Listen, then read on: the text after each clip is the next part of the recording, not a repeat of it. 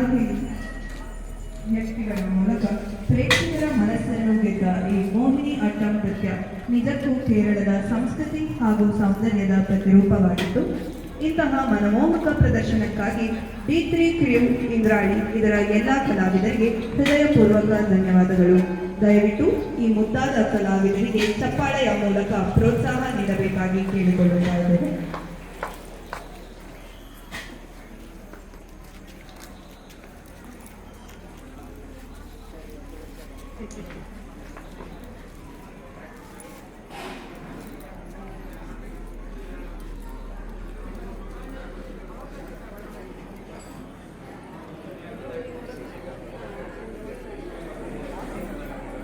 ಸಂಗೀತದ ಸೊಗಸು ಮನಸ್ಸಿಗೆ ಶಾಂತಿಯನ್ನು ನೀಡುವಂತೆ ಈಗ ತಮ್ಮ ಗಾಯನದಿಂದ ನಮ್ಮ ಮನಸ್ಸುಗಳನ್ನು ಭಕ್ತಿ ಲೋಕಕ್ಕೆ ಕರೆದೊಯ್ಯಲಿದ್ದಾರೆ ನಮ್ಮ ಮುಂದಿನ ಕಲಾವಿದರು ಶ್ರೀ ಹೇಮಂತ್ ಮಂಗಳೂರು.